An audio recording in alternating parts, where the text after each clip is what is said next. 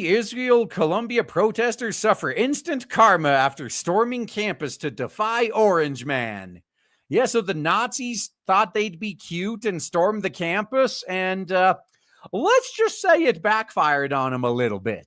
Nazi protesters suffered instant karma when they stormed the main library at Columbia University, only to remain stuck inside when the school officials would not let them leave without identification.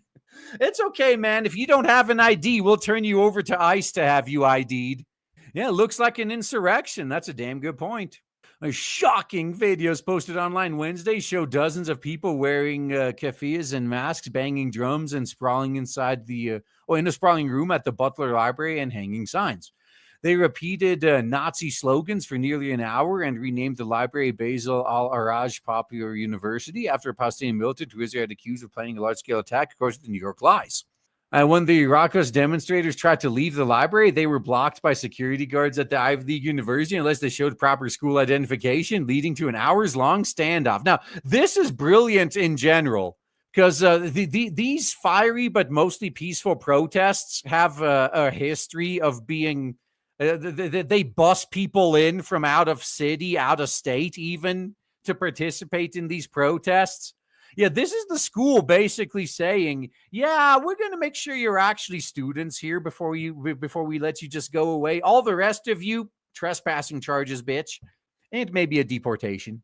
The blockage soon led to an angry mob to try to push through the shuttered doors of the library, chanting, let us out, while their counterparts on the outside chanted, let them out. Why? The group then continued to push and shove at the security guards, leaving one Whammons visibly injured on the ground. In the end, nearly 70 demonstrators taken into custody for trespassing, and at least one protester and 2 security guards are injured in the assault, which came as university officials tried to appease the Orange Man administration and regain some of its federal funding. Well, now you got a choice. Do you side with Orange Man or do you side with Nazis? I think they've chosen Nazis for the most part, but maybe they'll turn it around. Who knows? The chaotic scene began around 3 p.m. when the fiery but mostly peaceful protesters entered Butler Library, pushing past library security guards carrying tote bags and backpacks before heading up the stairs into the main reading room. What's the point in libraries in current year? Like, now that we got the internet? I think at this point, they may as well just be repurposed into archives. Either archives or homeless shelters, because most of them basically are homeless shelters.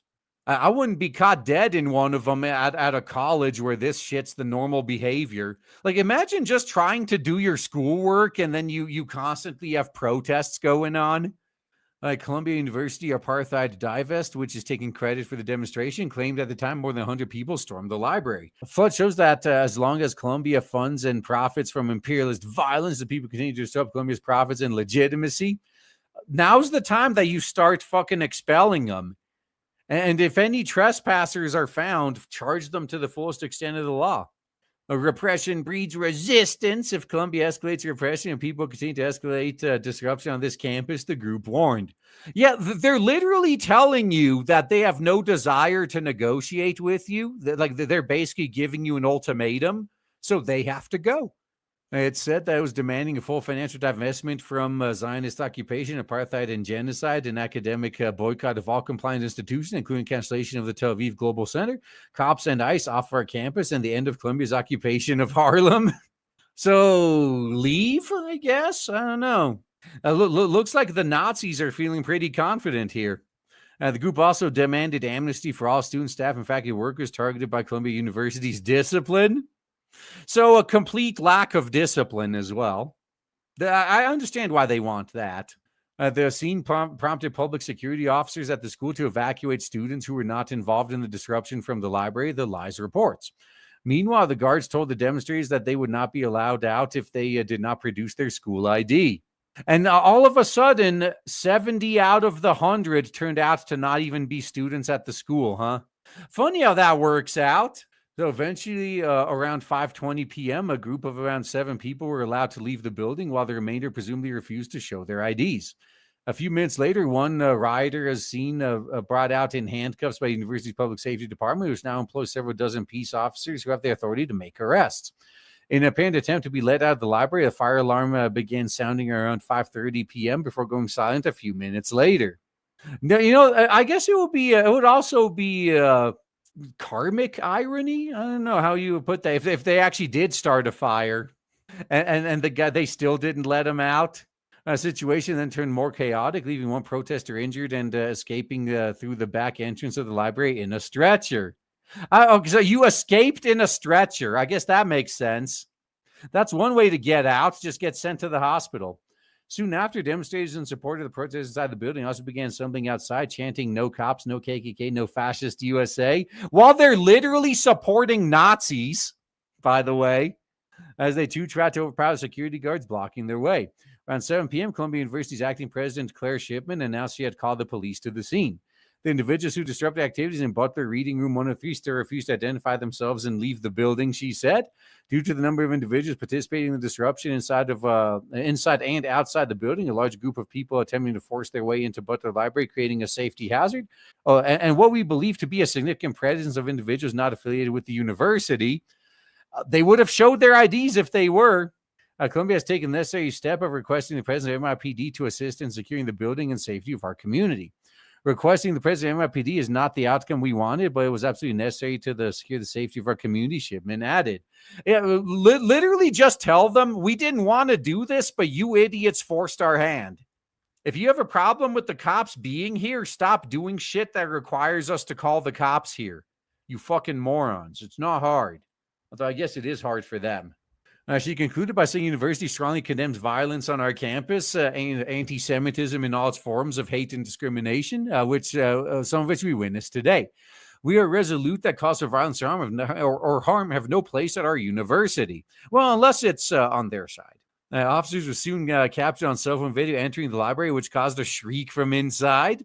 Within half an hour of Shipman's announcement, demonstrators were seen being escorted out of the building, their hands restrained behind them with zip ties. Police have since confirmed they responded to a trespassing scene at the Ivy League University, and charges against the protesters were pending. I would like to know how many of them actually were going to the school, though, because that is actually pretty important information. How many of the 70 that got arrested were students? Because I bet it's probably going to be none. I think the ones that were students already got out. Like they were like the 7 that were let out earlier. And all the rest of them were fucking bussed in from out of state, probably just to protest. But the chaotic scene had already attracted the attention of elected officials, with Mayor Eric Adams taking to Twitter to condemn the demonstration. As I've said repeatedly, New York City will always defend the right to peaceful protest, but will never tolerate lawlessness. I wouldn't say never there, Mr. Adams. Yeah, he is slowly starting to learn ever since getting all of those asylum seekers sent his way. So he is slowly learning, but still got a ways to go. To our tiny hat New Yorkers, especially students at Columbia, feel threatened or unsafe because of these events, know that your mayor stands with you. Always work to keep you safe.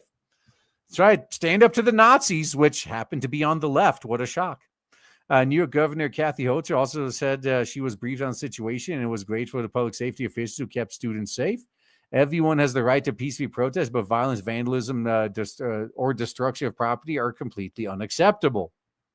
So, you think if these guys were protesting someone other than the tiny hats, that they would have been treated still the same way? That's fine, though. Representative Lee Stefanik went even further, writing while Columbia students try to study for finals, they're being bombarded with chants for a global intifada. But not a single taxpayer dollar should go to the university that allows chaos, Nazism, and civil rights violations on its campus, she said, agreeing with Orange Man's decision to revoke more than $400 million in funding from the Ivy League school for its prior mishandling of protests against Israel. In a letter on Tuesday, school officials said the funding cut resulted in 180 staff members being laid off, as they should be. Columbia's leadership continues discussions with federal government in support of resuming activity on these research awards and additional other awards that have remained active but unpaid, the letter said. They know what they need to do to make it happen, but I think they lack the balls to actually go through with it. Yeah, we're working and planning for every eventuality, but the strain in the meantime, financially and on our research mission, is intense. Oh no! How are you going to be able to research? How much peanut butter a frog will eat before turning gay or whatever, or the feminist overtones of some anime. Oh man, how can we survive without that vital, life-changing research going on? It now remains unclear whether Wednesday's chaos will lead Orange Man administration to further revoke the school's funding. Maybe not. I mean, they actually responded this time. It's not so much that the demonstration happened. It's more so how they responded to it. Yeah, I think that's the important part. So this time they actually seem to respond, like their response was better. So maybe this is going to make them look good. But officials with Immigration and Customs Enforcement told Fox News they were monitoring the situation and will fingerprint everyone who was arrested to determine if they are non-citizens. Those who are may then face deportation. Time to make a point, an ICE official said. The State Department also warned foreign students about the consequences of breaking the law. Foreign students in America have been put on notice. If you break the law or support terrorism in our country, we will revoke your visa. Why wasn't this the norm? Administration will not tolerate non-citizens causing mayhem on our college campuses or anywhere else. At least that's what it should be. Inquiring minds need to know. Yeah, the gay frogs are of utmost importance to figure out.